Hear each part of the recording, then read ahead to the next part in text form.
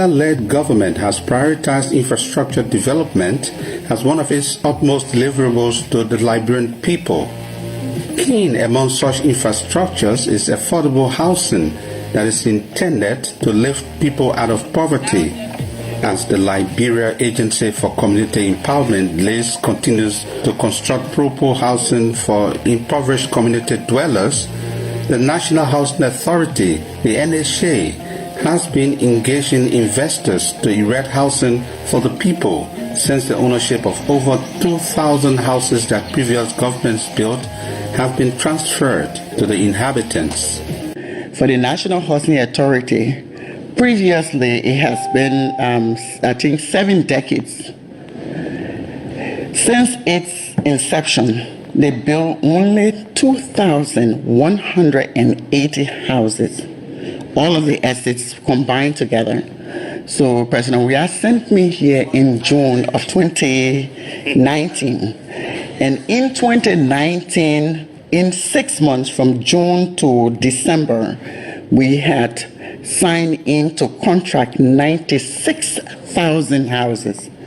The commitment of 96,000 houses is at the value $996 million US. That's a pretty good number. The Weah government has signed into contract 96,000 houses. The first 1,000 of the 96,000 houses is being constructed right now. The company, Millennium Construction Incorporated, is constructing 100 of the 1,000 houses in the John Coat town in Magibi County along the Ravensfield Highway, while another 100 is being erected at Ben Town in Marshall. And these are middle-income housing projects on the way.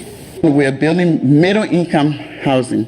Reason being is that for you to build free housing, you must have money, and we don't have money. But at the same time, too, Liberia by 2030, Liberia is supposed to build 512,000 houses at a build rate of 39,000 houses per year. So we are in 2020. So obviously, how do we do that? We have to find land for the investors, and then the investors bring the money. So it's a joint venture.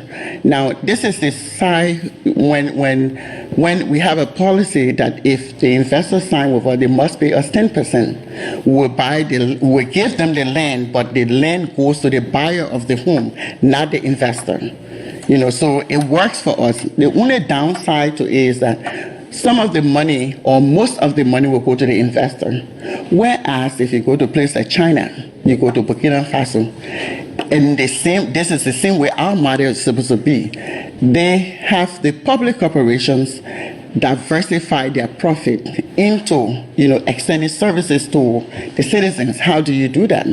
When before the war we had housing bank, so money went into housing bank. Like quite recently, NHA teamed up with NASCO, and NASCO was able to put in $1 million and the bill. Some houses in Bentown, and in only that the quality of houses we need now. Our president being the kind of person he is, he always like quality. So we're not going to build those same type of houses, but we are trying to construct quality houses.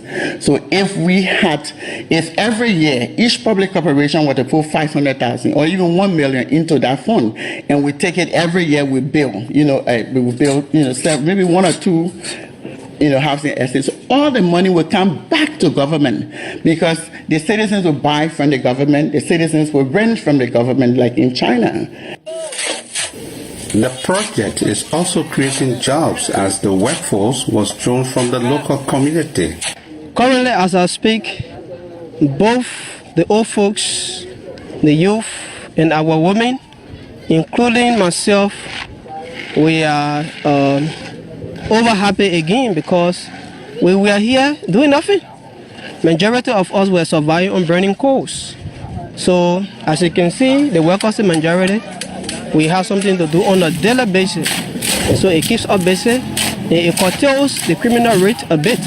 Also, what does this mean for the Joko town along the Rapperswil Highway? Well, the fact that a project like this is going on in our area, the first thing it does, it gives a meaning to the area, gives facelift, it improves, eventually it's going to improve the economy of the area, it's going to improve the skyline.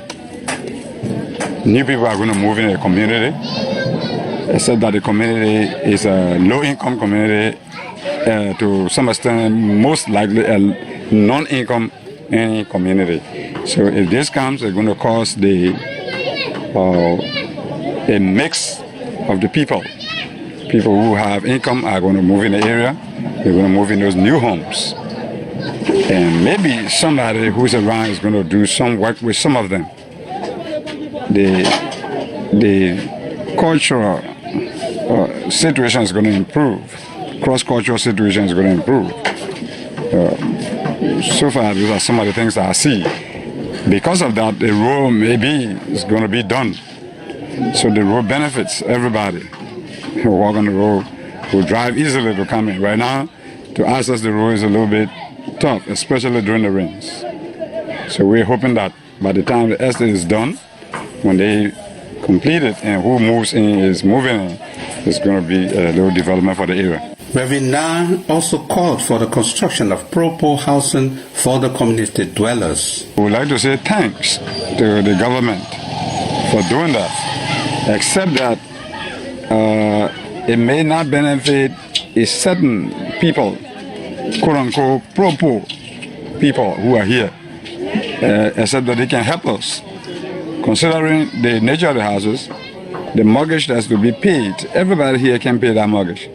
So if they could revisit the structure of the place, try to move these trash that we get living in here, try to change them to better houses like this, make them smaller, so that people who have low income, somebody's a teacher, most people here are teachers, who live here, they are teachers, they are able to, from their salary, maybe pay a little mortgage of at least, or at most, $25, $30 a month, you know. So when these structures are improved like this, then on the whole, it makes everybody will be happy. But besides, we still have to say thanks because it improves all of us lives. These middle-income housing will provide a shift in the paradigm of the housing sector and clearly projects a new dynamism of having a middle class in Liberia.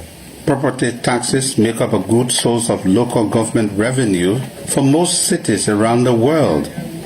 As the housing is being constructed, there are Liberians, mostly in the private sector, that have already started the payment of mortgage for said housing, which is an indication that the growth of a vibrant middle class in Liberia is already underway.